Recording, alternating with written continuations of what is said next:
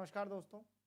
तो चलिए आज का सेशन स्टार्ट करते हैं। स्टेटमेंट और अजम्पशन पढ़ने के बाद जो अगला चैप्टर आता है वो आता है स्टेटमेंट और कंक्लूजन। अजम्पशन पढ़ना इसके लिए बड़ा इंपॉर्टेंट है। वो क्यों इंपॉर्टेंट है मैं आपको समझाता हूँ। बिकॉज कंक्लूजन तक आप तभी पहुँच सकते हो, सही कंक्लूजन आप तभी निकाल सकते हो जब आपका अजम्पशन ठीक हो। तो अगर मैं आपसे ये कहूँ कि बिना अजम्पशन पढ़े आप सही नहीं बता सकते कि कंक्लूजन क्या है, तो इसमें कुछ गलत नहीं है। और अजम्पशन किसका होना चाहिए? ऑथर का। कंक्लूजन किसका होता है? वो आपका होता है। ये ध्यान रखना है, ये पहली चीज। सही है। तो अभी क्या है, पहले आपको अजम्पशन समझना होगा सही से, फिर आप कंक्लूजन। अजम्पशन की दोनों वीडियो हमने पहले ही डाल दी है। अब कंक्लूजन की तरफ बढ़ते हैं। देखिए पहले डेफिनेशन देख लेते हैं, बेसिक डेफिनेशन। तो statement, a statement is a formal account of facts, view, problem और सिचुएशंस। ये तो हम पहले ही देख चुके हैं कि स्टेटमेंट में क्या होगा, एक बेसिकली फैक्ट, व्यू या प्रॉब्लम के बारे में बताया होगा। कंक्लूजन क्या होता है? देखिए कंक्लूजन बहुत इंपॉर्टेंट है। A conclusion is a belief or opinion that result from reasoning. That is very important. Reasoning of whom? किसकी reasoning? Reasoning of a reader about a given statement. It can also be defined as proposition in an argument that other proposition in the argument support. बहुत simple सा statement देता हूँ तो वो यहाँ पर बहुत बढ़िया तरीके से अप्लाई होगा। देखिए जो ऐसा ऑथर्स और बुक्स के बारे में कहते हैं, अक्सर वही बुक्स चलती हैं जिनको रीडर बढ़िया से समझ पाते हैं। जब वो बुक रीडर के हाथ में आ जाती है ना, तो ऑथर की मृत्यु हो जाती है, डेथ हो जाती है। हम ऐसी डेथ की बात कर रहे हैं जो ऑथर ने लिखा है, अब उसकी कोई वैल्यू नहीं। जो रीडर उसको कंक्लूड करेगा वो सही है। कहने का ये मतलब है कि जब कंक्लूजन आप डिसाइड करते हो तो वो सारा गेम ऑथर या राइटर के हाथ से हटकर सीधा किसके पास चले जाता है? रीडर के पास। सही है। रीडर या फिर कोई वॉच कर रहा है, मतलब यही सेम चीज। सही है। वीडियो के थ्रू वॉच कर रहा है या कहीं भी। तो ये आपको समझना है कि रीजनिंग बहुत इंपॉर्टेंट है कंक्लूजन के लिए। ठीक, एक ही सेंटेंस या एक ही वर्ड या एक ही पैराग्राफ हर व्यक्ति अलग अलग तरीके से इंटरप्रेट करता है। सही है। सारा जो चेंज आता है वो इंटरप्रिटेशन में आता है। तो यहां पर क्या है, आपको अपनी इंटरप्रिटेशन की कैपेबिलिटीज को सुधारना है, पहली चीज। अच्छा, वो कैसे सुधरेंगी? देखिए वो ऐसे सुधरेंगी कि पहले तो आपको न्यूआंसेस ऑफ इंग्लिश लैंग्वेज, यानी जिस लैंग्वेज में क्वेश्चन है उसमें आपको महारती होना पड़ेगा। तो धीरे धीरे ये कैपेबिलिटी डेवलप होती है। ठीक है। उसके बाद क्या करना पड़ेगा, आपको एक ability to evaluate the statement carefully, ये डेवलप करनी पड़ेगी। अच्छा, मजे की बात क्या है कि ये एबिलिटी रेगुलर प्रैक्टिस और परसिवरेंस, यानी धीरे धीरे ही डेवलप होती है, अचानक से नहीं होती। ठीक है। एक बार आप इसको डेवलप कर लेंगे तो बहुत सारी चीजें सॉल्व करना काफी आसान हो जाए। ठीक, आगे बढ़ते हैं क्वेश्चनों की तरफ। ठीक, देखिए अब कंक्लूजन सॉल्व कैसे करेंगे ना, इवैल्यूएशन ऑफ कंक्लूजन। तो देखिए सबसे पहला तरीका है कीवर्ड्स को देखना। सही है। कीवर्ड्स को समझना है। कीवर्ड्स कैसे?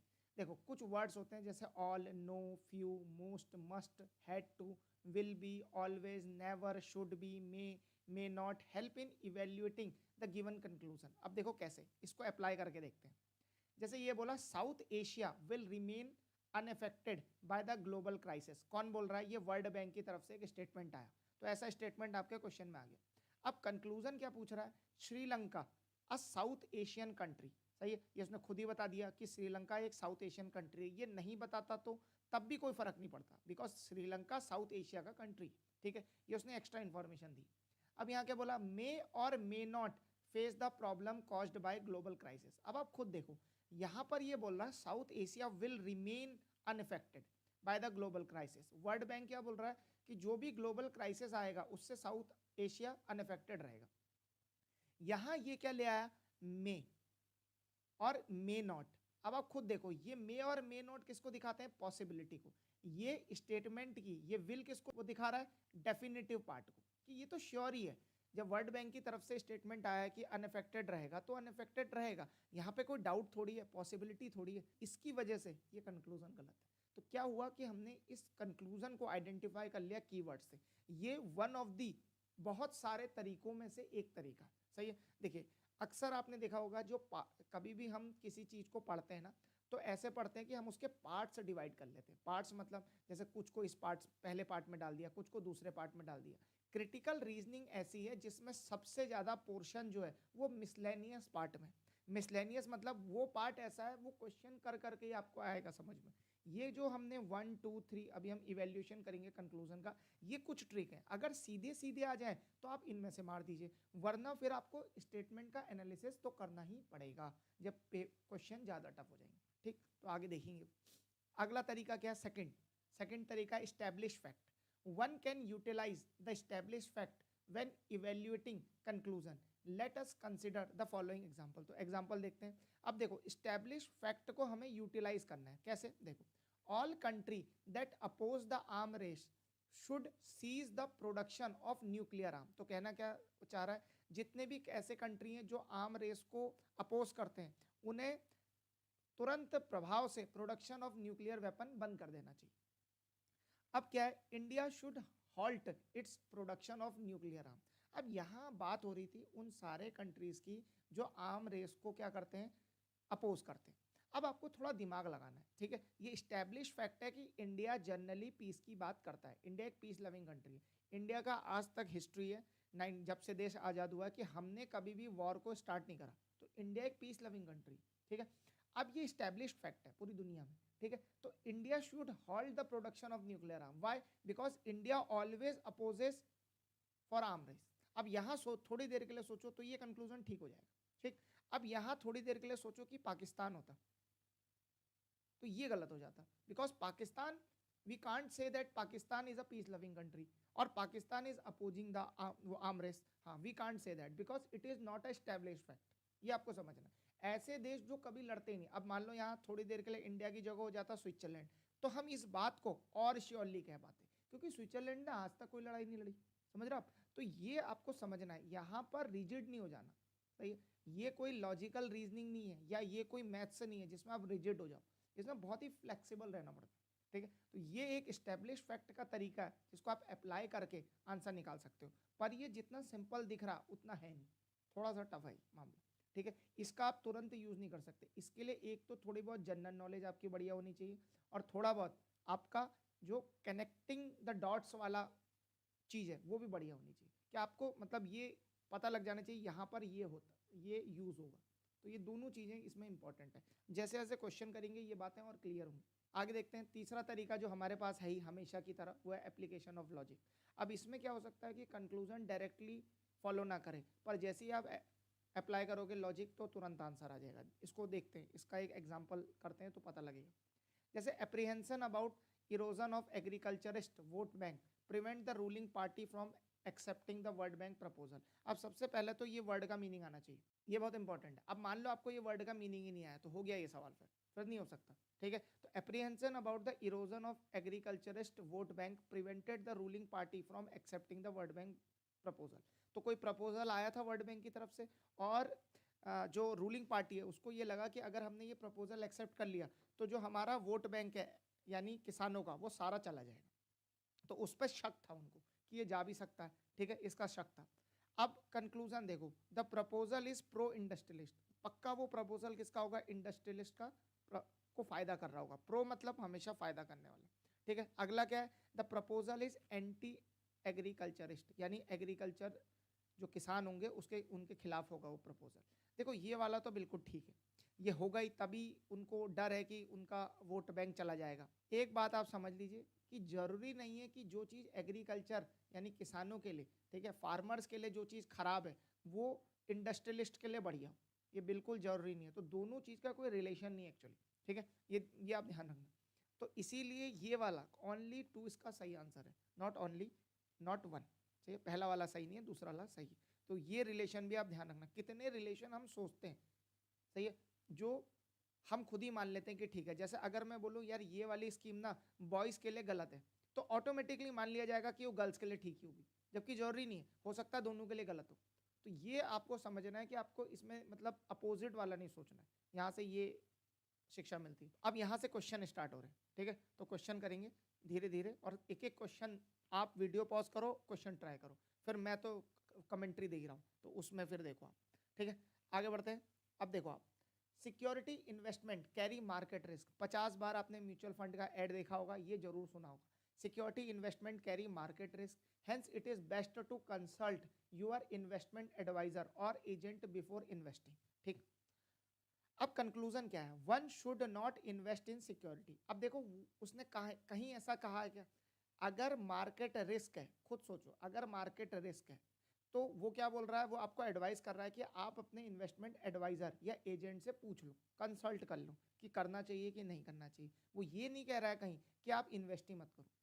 सही है, तो ये पहला वाला तो गलत हो गया, ये एक्सट्रीम स्टेटमेंट है। इसको जनरली अभी हम जैसे जैसे पढ़ते जाएंगे ना तो अपने को समझ में आएगा ये एक्सट्रीम स्टेटमेंट है। ऐसा उसने कहा नहीं है, पर ये हमने समझ लिया, कंक्लूड कर लिया, तो ये गलत है। अगला देखो, the investment advisor calculate the market risk with certainty. अब बहुत ध्यान से देखना, इसमें रिजिड नहीं होना। अब कई लोग जो मार्केट की थोड़ी बहुत समझ रखते हैं उन्हें पता है कि कोई भी जो मार्केट रिस्क है ना, सही है, मार्केट रिस्क की कितना रिस्क है ये कोई कैलकुलेट ही नहीं कर सकता।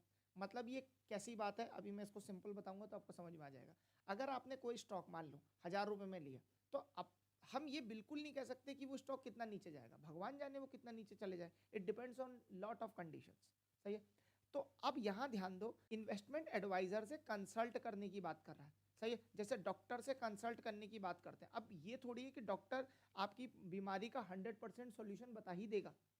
Y we are consulting to a doctor, why we are consulting to investment advisor, because what we think, सही है, और एनी जनरल गाय थिंक कि यार इन्वेस्टमेंट एडवाइजर को हमसे ज्यादा पता होगा। तो ये जो लाइन है, the investment advisor calculate market risk with certainty, yes that is correct.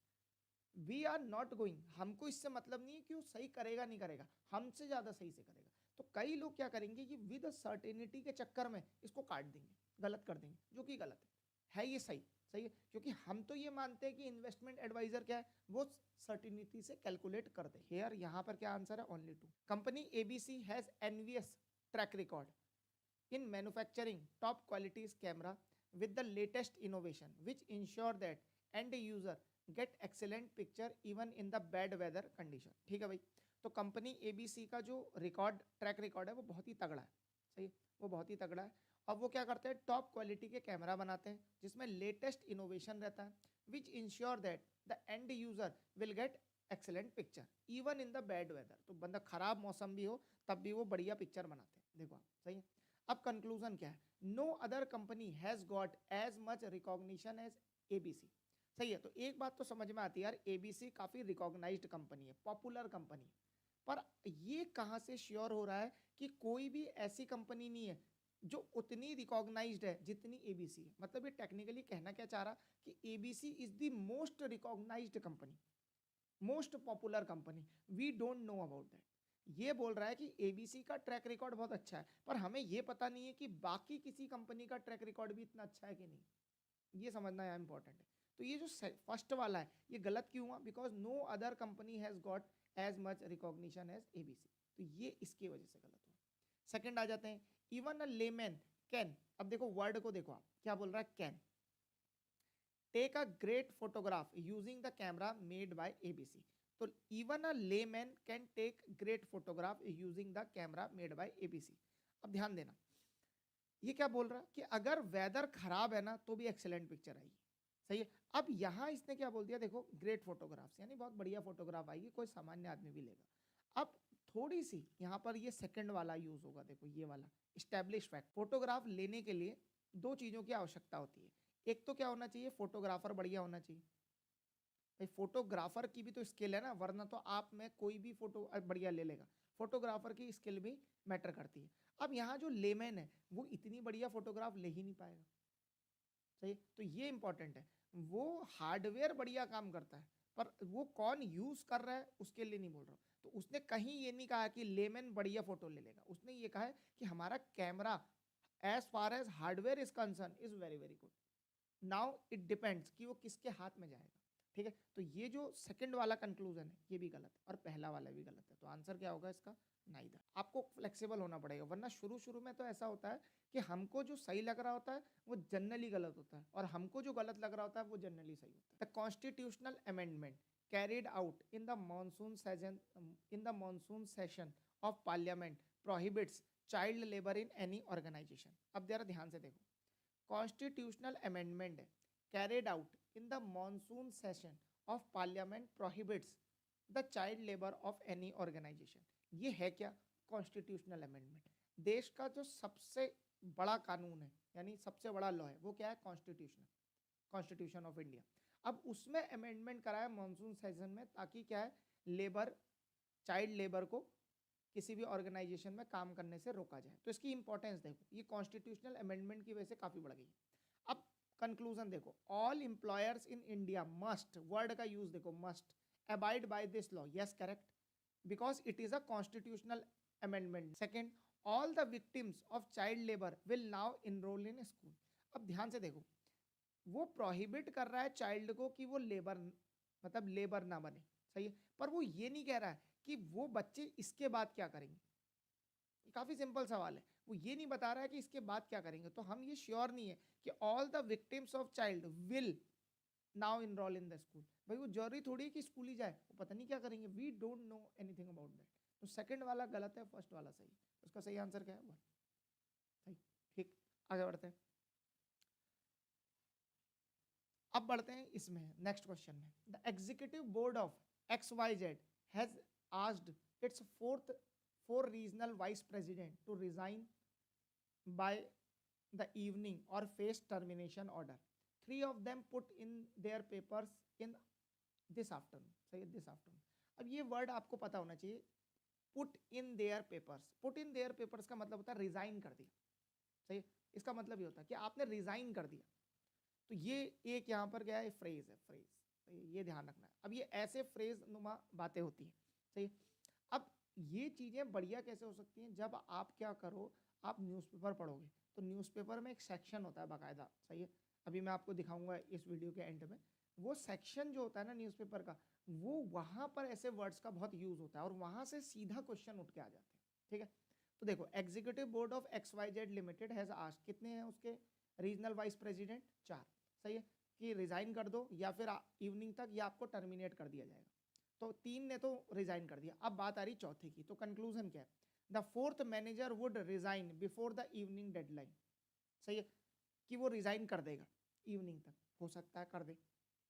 अगला, अगर वो रिजाइन नहीं करेगा तो दूसरा ऑप्शन क्या है? उसको टर्मिनेट कर दिया जाएगा। अगला क्या है? The executive board will terminate the service of fourth manager as soon as the deadline is over. अब देखो ये दोनों ही ठीक है, बिकॉज वी डोंट नो कि फोर्थ वाला क्या करेगा, पर हमें ये पता है आज ये कंपनी से इसकी नौकरी तो जाएगी, या तो वो खुद रिजाइन कर दे बाकी तीनों की तरह, या वो क्या कर दे, या उसको बोर्ड टर्मिनेट कर देगा डेडलाइन के बाद, सही है। तो अब ये देखो यहाँ पर इसका आंसर क्या होगा? थर्ड, आइदर 1 और 2, या तो ये वाला या तो ये वाला।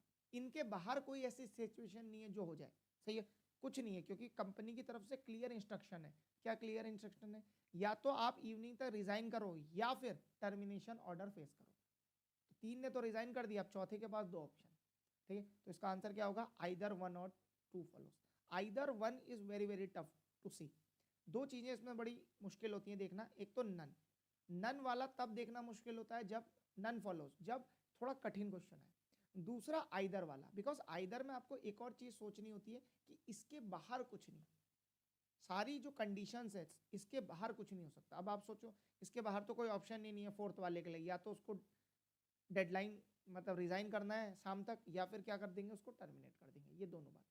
आगे देखते हैं next question. The general manager operations has proposed to replace the present training programme with a new one which would bring the true calibre of the managers to the four. ठीक हो गया। तो जनरल मैनेजर ऑपरेशन इन्होंने एक propose किया कि हम एक नया जो है प्रेजेंट एक ट्रेनिंग प्रोग्राम लाते हैं, which would bring the true calibre of the manager to the four. तो मतलब इससे क्या होगा, जो हमारे एम्प्लॉयज़ हैं, सही है, जो मैनेजर्स हैं, उनका जो कैलिबर है वो इंक्रीज होगा, उनके लिए बढ़िया रहेगा, टू बी प्रिसाइज। तो अब जरा ध्यान से देखो conclusion. It is desirable to bring out true calibre of manager. ये डिजायरेबल है कि जो ट्रू कैलिबर है मैनेजर्स का वो लाया जाए, सही है, तभी तो इतना वो प्रोग्राम प्रपोज कर रहा है, सही, क्योंकि वो चाहता है कि जो हमारा मैनेजर्स हैं उनका जो कैलिबर है वो बाहर लाया जाए।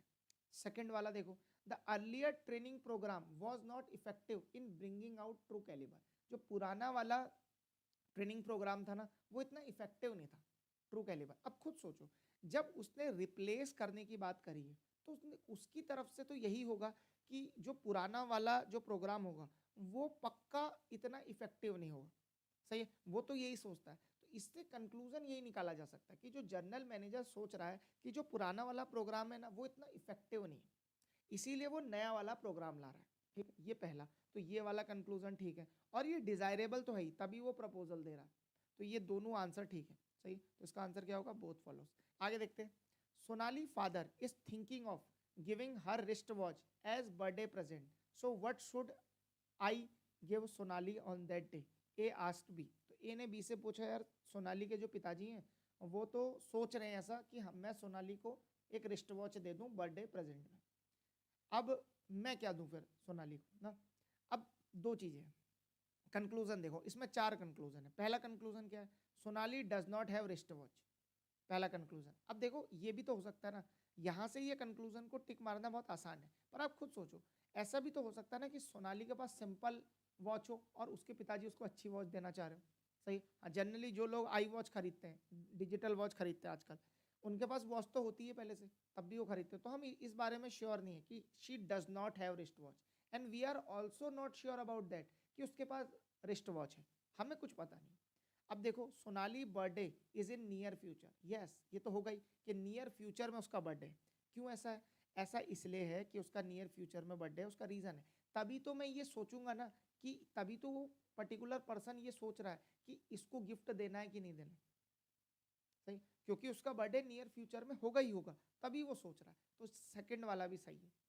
थर्ड वाला देखते हैं। बोथ ए एंड बी, यानी ए और बी दोनों जानते हैं सोनाली को पिछले 3 साल से। अब ये सारी प्रॉब्लम 3 साल वाली है। मुझे कैसे पता कि वो 3 साल से जानते हैं? क्या पता कल ही मिले हो, क्या पता 5 दिन पहले ही मिले हो, क्या पता 10 सालों से जानते हो। तो ये 3 की वजह से ये गया। सही। A is Sonali cousin, we don't no.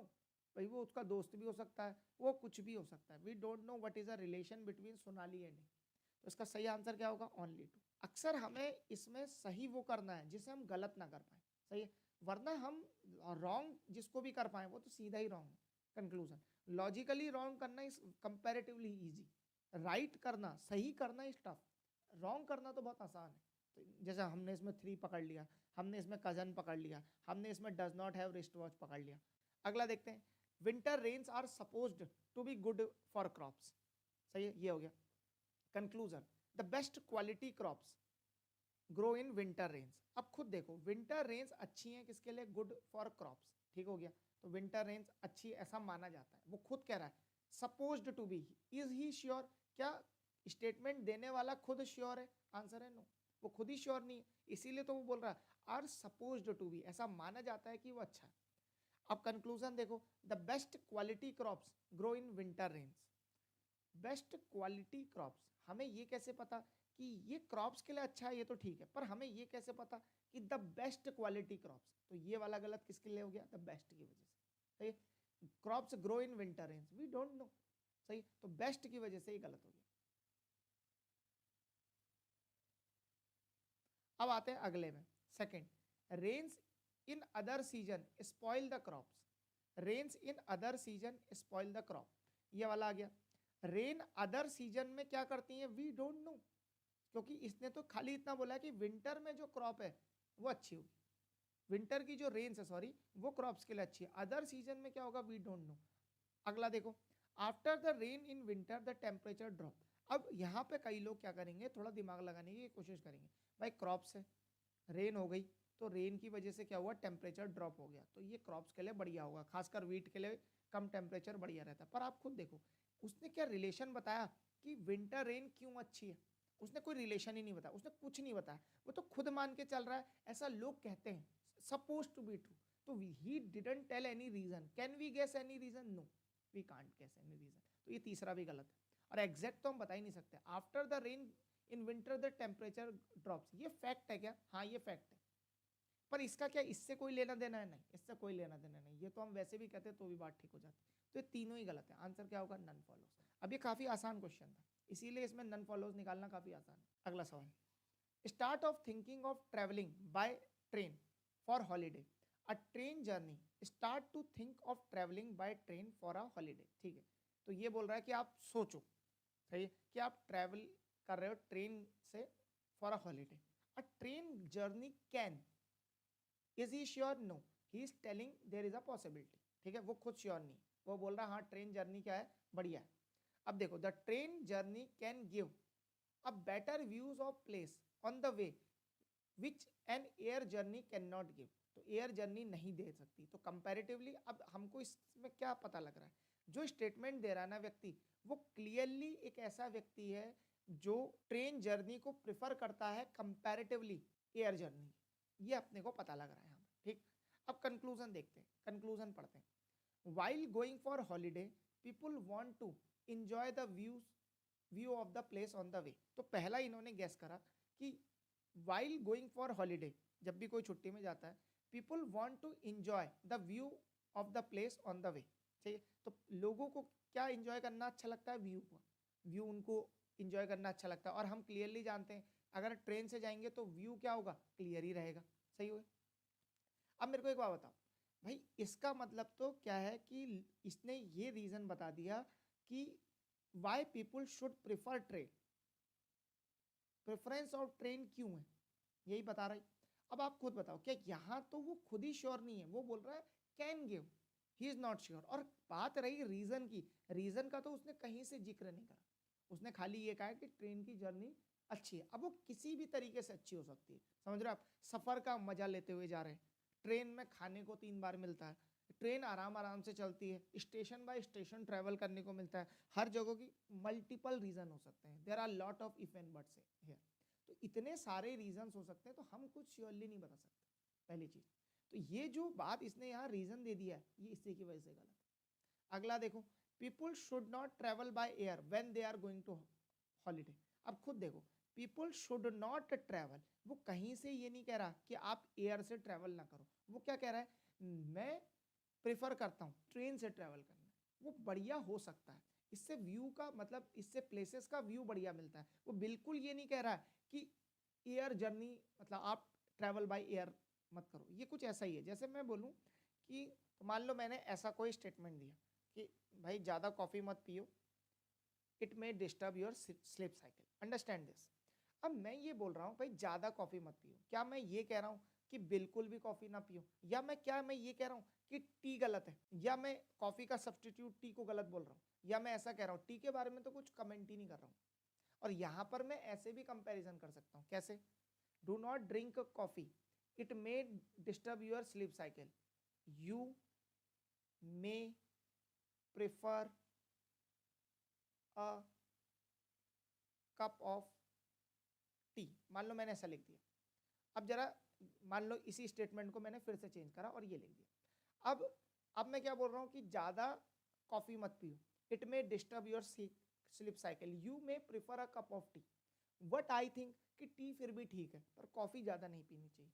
क्या मैं ये कह रहा हूँ, यहाँ से मैं ये सजेस्ट कर रहा हूँ drink lot of tea, no I am not suggesting that. मैं ये कह रहा हूँ कि कॉफ़ी ज़्यादा मत पियो, इससे तुम्हारी स्लीप साइकिल डिस्टर्ब होती है, इंस्टेड प्रेफर अ टी के आगे रीज़न लिख दो। अच्छा, अब यहीं पर ऐसा कंक्लूजन आ जाए, इधर ही एक ऐसा कंक्लूजन आ जाए इस तरफ, वो कंक्लूजन कैसा आए कि